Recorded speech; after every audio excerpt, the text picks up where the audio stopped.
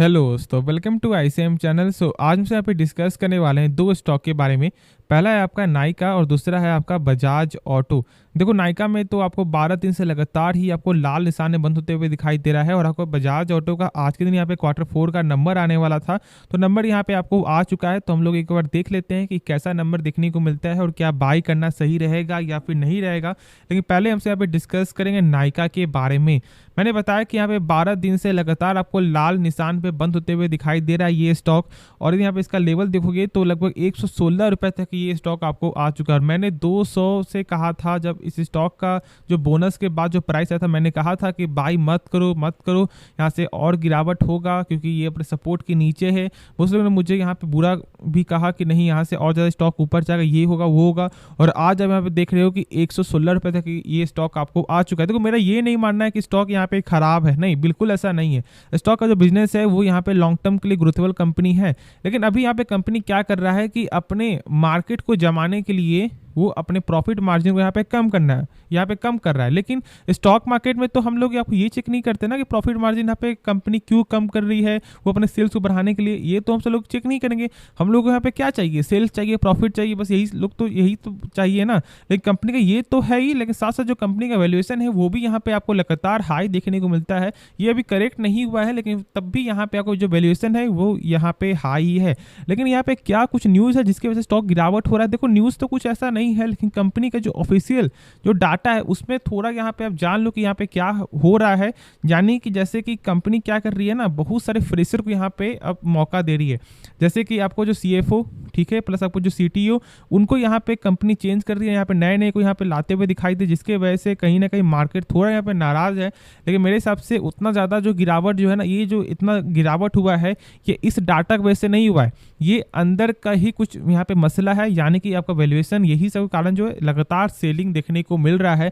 और हम लोग अंत में जान भी लेंगे कि क्या हम लोग यहाँ पे फ्रेश एंट्री लेना चाहिए या फिर आपको होल्ड करके चलना है या फिर हम लोग यहाँ पे एवरेज कर सकते हैं। ये तीनों चीज़ के बारे में हमसे यहाँ पे डिस्कस करेंगे। लेकिन पहले कुछ यहाँ पे आप डाटा देख लो, जो मैंने कहा कि यहाँ पे नए नए जो लोग एंट्री लिए हैं। तो यहाँ पे आप देख रहे हो कि सबसे पहला आपका जो chief technology officer offer, plus यहाँ पे आपको जो चीफ फाइनेंस ऑफिसर, देखो ये आपका ऑफर नहीं होगा, ठीक है, ये आपका होगा ऑफिसर। लेकिन ये बस थोड़ा आपको नाम है। प्लस आपको देख रहे हो कि यहाँ पे आपको जो हेड ब्यूटी कंज्यूमर वीज प्लस फैशन चीफ लीगल, ठीक है, ये सब यहाँ पे बहुत सारे लोग जो है एंट्री लिए। ऐसा नहीं कि बस यही है, नहीं, 50 से ज़्यादा जो लोग आपको नए नए यहाँ पे अपॉइंटमेंट यहाँ पे होते हुए दिखाई दे रहे हैं। तो ये कंपनी के लिए लॉन्ग टर्म में यहाँ पे हेल्पफुल करेगा, क्योंकि जो भी यहाँ पे लोग हैं ना, ये सारे ही आपको जो है 25 ईयर का एक्सपीरियंस वो यहाँ पे रखते हैं। बहुत सारे कंपनी में उन्होंने यहाँ पे काम किया है, जैसे कि आपका जो मैं बोल सकता हूँ वोडाफोन, आपका अल्ट्राटेक सीमेंट, आपका वियाकॉम 18, प्लस आपका जो है यहाँ पे लेटेस्ट जो आपका शादी.com, ये सब में उन्होंने यहाँ पे काम किया है। प्लस बहुत सारे तो यहाँ पे आपको जो फ्लिपकार्ट आपका हो गया, अमेजोन आपका, सॉरी फ्लिपकार्ट आपका, ठीक है, प्लस आपका जो आदित्य बिरला ग्रुप आपका हो गया। तो बहुत सारे यहाँ पे नए नए जो लोग यहाँ पे ज्वाइन ले लेंगे, सारे ही आपको एक्सपीरियंस प्लेयर है। तो ज़्यादा यहाँ पे टेंस होने वाला बात नहीं है। मार्केट इसे आपको निगेटिव लेगा ही, क्योंकि मार्केट को चाहिए कि जो पहले से है वो यहाँ पे क्यों जा रहे हैं, उनको ये पूरा जानना है। तो इसके कारण ऐसा कुछ यहाँ पे देखने को मिलता है। लेकिन अब हम लोग यहाँ पे ये डिस्कस कर लेते हैं कि क्या हम लोग यहाँ पे बाई करें या फिर सेल करें या फिर एवरेज करें। तो बाई यहाँ पे बिल्कुल भी ना करें, ठीक है, प्राइस बहुत ही कम है, लेकिन उसके बाद भी नहीं, क्योंकि अभी भी इसका वैल्यूएशन बहुत ज़्यादा यहाँ पे आपको हाई देखने को मिलता है। देखो, जब तक इसका लेवल आपको 200 के ऊपर क्रॉस नहीं करता तब तक फिलहाल तो यहाँ पे आपको रिस्क लेना ही नहीं है। और फिर 200 के बाद भी हमसे एक बार यहाँ पे चेकआउट करेंगे कि क्या अभी बाई करना सही रहेगा नहीं। लेकिन फिलहाल तो अभी यहाँ पे ना ही रहेगा बाई करने के लिए, ठीक है। जो है ना, वो आपको फिलहाल तो करना ही पड़ेगा, लेकिन एवरेज जो है वो भी यहाँ पे नहीं करना है। कोई चीज़ अभी मत करो, ना सेल करो, ना बाई करो, ना होल्ड करो, ना एवरेज करो। ये चार जो है चीज़ है, इसमें से कोई भी चीज़ आपको यहाँ पे फॉलो नहीं करना है, बस इसे आप छोड़ दो, ठीक है। होल्ड तो आपको करना ही पड़ेगा ना, सॉरी, होल्ड तो करना ही पड़ेगा। बाकी जो 3 चीज़ें है, आपको बाई, एवरेज, सेल, ये कुछ भी मत करो। कंपनी अच्छा है, मैंने बताया कि बिजनेस यहाँ पे ग्रोथेबल है, ठीक है, सॉरी, बिजनेस यहाँ पे लॉन्ग टर्म के लिए ग्रोथेबल है। साथ साथ बस यहाँ पे कंपनी का इसलिए यहाँ पे इस तरह का गिरावट हो रहा है क्योंकि कंपनी अपने प्रॉफिट मार्जिन को कम कर रहा है, जो मैंने बताया। अब देखो, वो तो यहाँ पे कंपनी क्या देखेगी कि उसे लॉन्ग टर्म में सस्टेन करना है। लेकिन यहाँ पे बड़े बड़े 2 मार्केट प्लेयर है ना, जैसे फ्लिपकार्ट आपका हो गया, अमेजोन हो गया, तो उससे यदि आपको टक्कर देना है तो फिर उनके ही प्राइस में आपको लाना पड़ेगा या फिर उसके कम प्राइस में।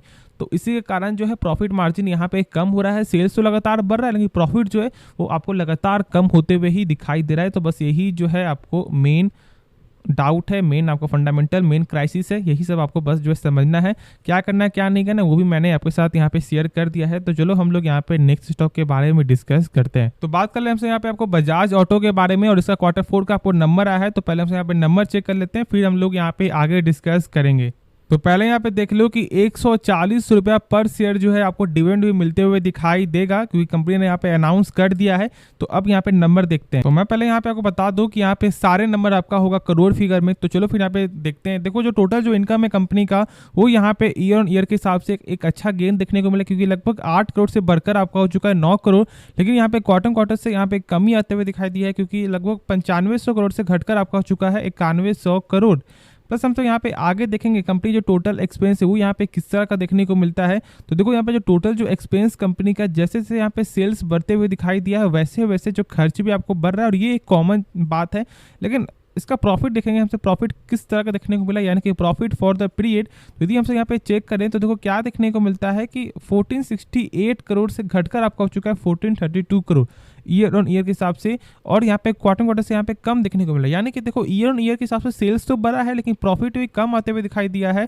और आपका क्वार्टर तो यहाँ पे सेल्स खराब था ही, और प्रॉफिट भी यहाँ पे खराब ही देखने को मिल रहा है। यानी कि रिजल्ट जो है आपका ओवरऑल वो फिलहाल यहाँ पे सही नहीं है, एक ठीक ठाक नंबर है। क्योंकि देखो सेल्स बस यहाँ पे कंपनी को बचा रहा है, सेल्स जो बढ़ रहा है ना ईयर के हिसाब से, बस वही एक यहाँ पे प्लस पॉइंट है। बाकी यहाँ पे फिलहाल तो नंबर मुझे कुछ खास जो है सही नहीं लग रहा है।